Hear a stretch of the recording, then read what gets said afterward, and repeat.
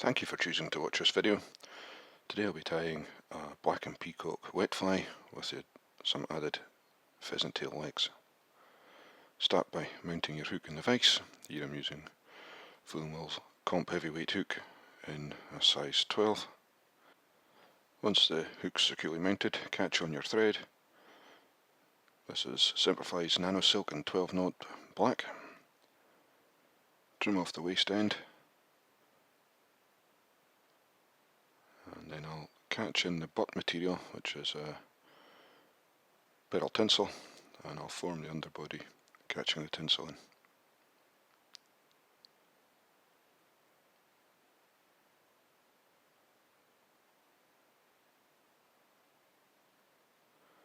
Stop the thread where you want the body to start, and then wind the tinsel down to form the butt. 3 or 4 turns should be plenty on a fly of this size.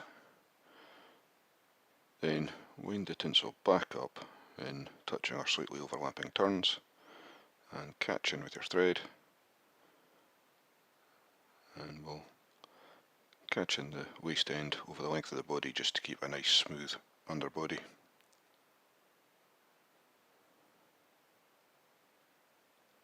Then we'll trim off the tinsel. Next I'll catch in the rib, which is Semperfli's 0.2mm wire in a bright silver.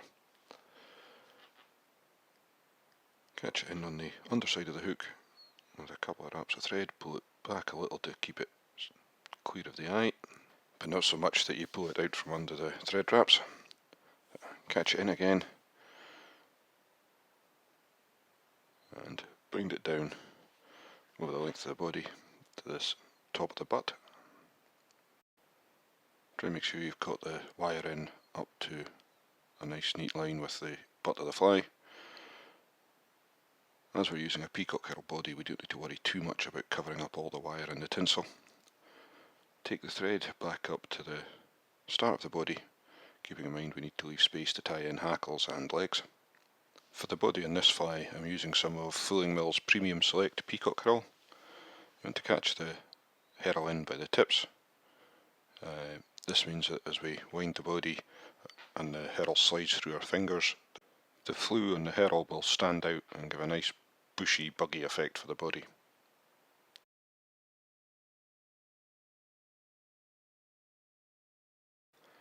Just take your time and make sure you're happy with the tie-in point. The peacock herl is very fragile and is very easy to break. So catch it in down the length of the body and catch it in a nice, at the same point where you tied in the ribbon at the start of the butt, and take your thread back up to the top of the body. Before winding the body, I will add a small touch of varnish to the underbody. This is just to make the little fly a little bit more robust. You could of course use a little dab of super glue. When we come to winding the body, the rib and the palmer hackle, we need to plan for which direction we're going to wind the various components. Now, I want to wind the rib and the palmer hackle the way I would for a normal wet fly with a dubbed body, which means I need to wind the peacock herl in the opposite direction I would normally. So in this case I'm winding the peacock herl towards me to start.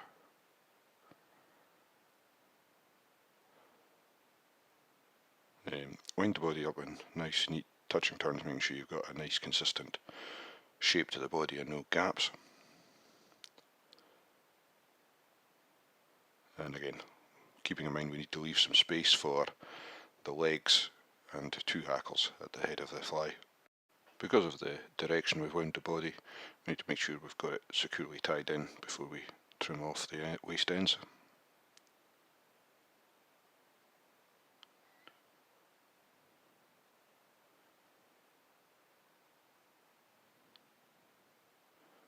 Next step is to tie in the palmered hackle. Here I'm using a genetic hen from Whiting Farms.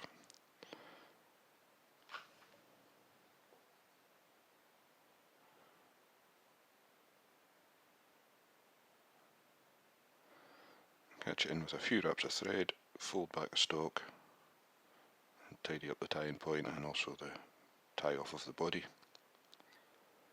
Hold the thread under tension and break away the hackle stem, leaves a nice neat break, and then we'll wrap the hackle, catch in the tip with your hackle pliers,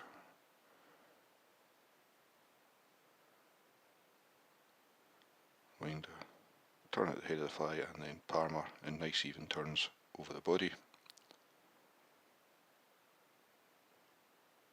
Once we've got it at the rear of the body, we'll catch in the hackle with the wire rib. Really should have moved the wire to the right side of the fly before I wound the hackle. Catch it in and rib up the body in, again, nice even turns. You don't need to worry too much about trapping the hackle fibres, just be quite confident in how you rib the fly and make sure you're happy with the spacing. Once at the head of the fly, catch in the wire with a couple of turns of thread, break away the end of the hackle, and then helicopter off the wire.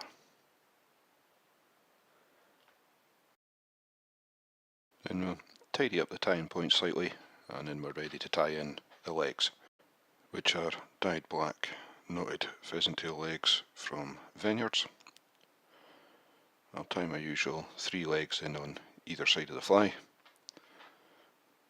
I'll tend to take 3 from each side of the feather, so I'll isolate 3 for the first side. Sometimes it can be a little tricky to isolate just the 3 legs.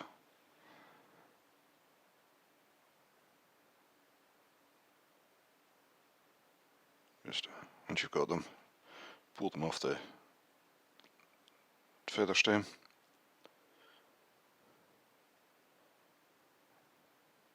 Make sure they're roughly aligned, and we'll tie them in so they're just beyond the bend of the hook. Edge them in with a couple of turns of thread, should hold until we get the next set in.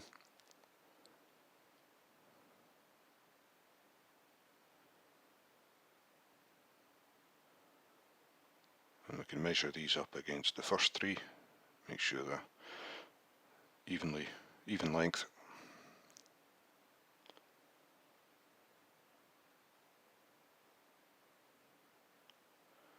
So check that we're happy with where both legs are sitting, and then we can secure them in place with a few more turns of thread, and then we'll trim away the waste ends of the pheasant tail fibres.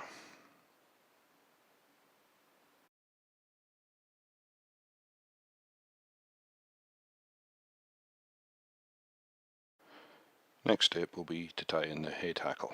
For this we're using a black Whiting Farms 4B hen. This wants to be 1.5 times the length of the body hackle, and to cloak it slightly. We'll catch this feather in by the tip with a few turns of thread, and then we'll fold back the tip and any other loose fibres that are there, tidying up the tying point. Once we're happy, we'll isolate the tip, hold the thread under tension and break away the tip of the hackle, and then we'll wind the head hackle, folding the barbs of the feather back as we wind it, so it'll sit nicely, sloping back over the body. Number of turns of hackle you need will depend on the feather. For this fly, probably somewhere in the region of 3 to 4 turns should be enough.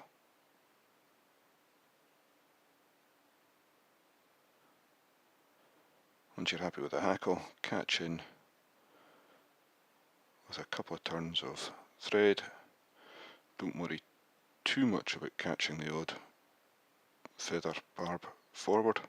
We'll fold everything back as we form a nice neat head, binding down the waist stalk of the feather. Once you're happy with the shape and size of the head, break away the hackle stalk, again holding the thread under tension, and then we'll put on our 3-turn whip finish.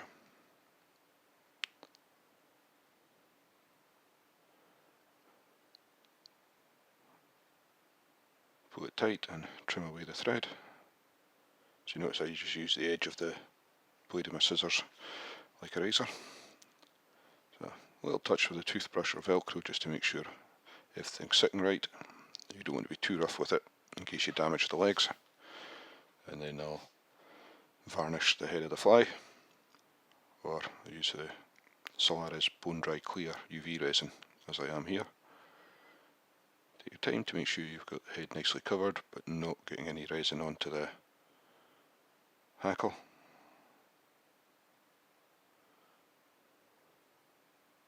And taking your time to make sure you don't clog the eye of the fly.